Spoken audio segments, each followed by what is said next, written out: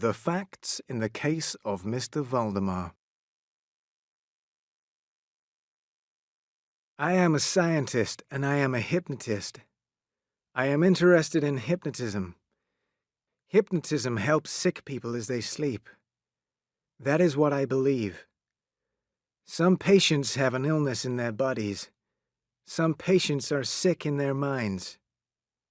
When a patient is hypnotized, they can help themselves. As the patient sleeps, he or she listens to the words of the hypnotist. The patient's own thoughts can help their minds and bodies to get well. This is the way that I make my patients sleep. First, I move my hands in front of the patient's face. Then I speak slowly and clearly. My voice is deep and soft. Your eyes are heavy, I say. You will sleep.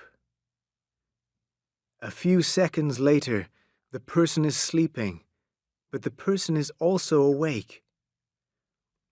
The person can hear everything that I say. I give orders. The person follows my orders. Some people are easier to hypnotize than others, but I cannot hypnotize a person who does not want to be hypnotized. A few years ago, I had an interesting idea. No one had been hypnotized just as they died. What happened to the mind and body of a person as they died?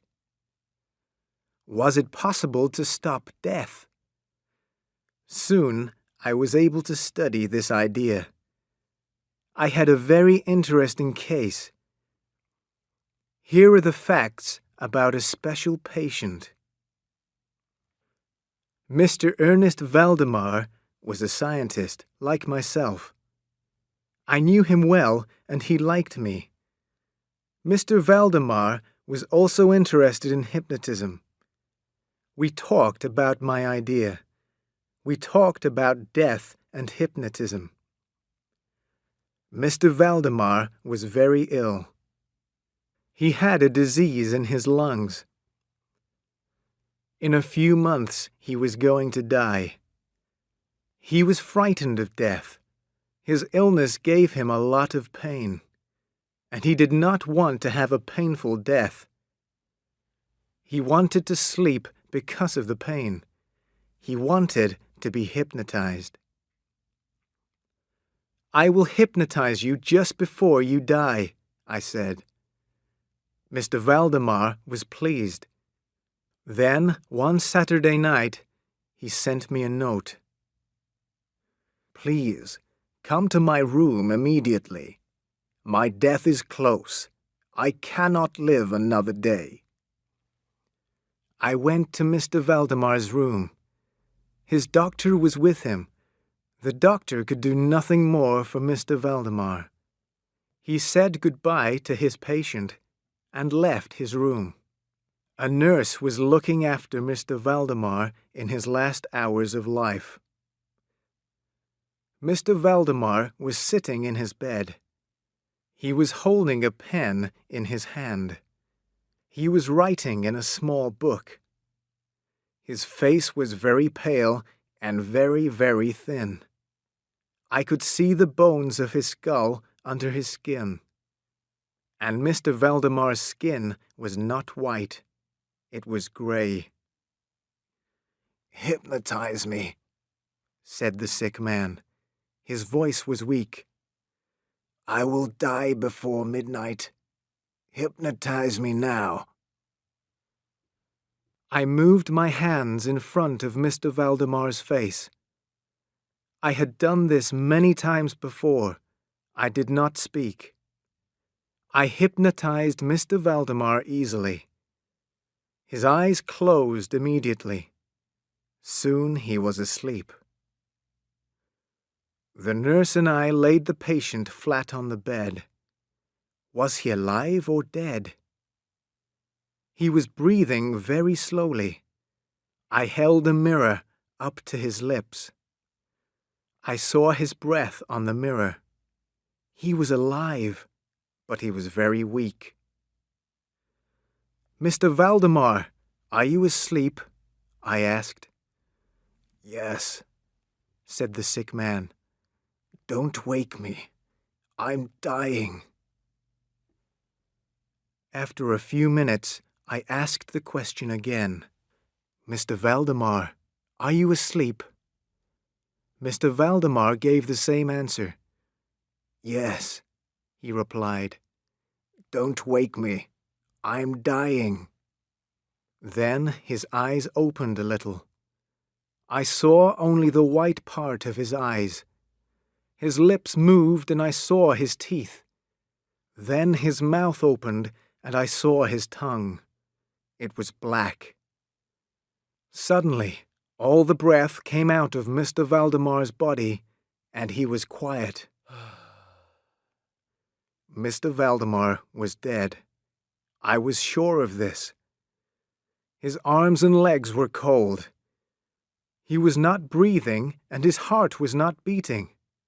So I was very surprised when he spoke to me. But his voice did not come from his mouth. It came from somewhere deep in his body. I've been sleeping, but now I'm dead, said Mr. Valdemar. After this, Mr. Valdemar did not change. He was dead, but he was not dead. The nurse closed Mr. Valdemar's mouth. Maybe he was not dead. I spoke to him again. Maybe he tried to reply, but he could not. The next morning, Mr. Valdemar's doctor returned.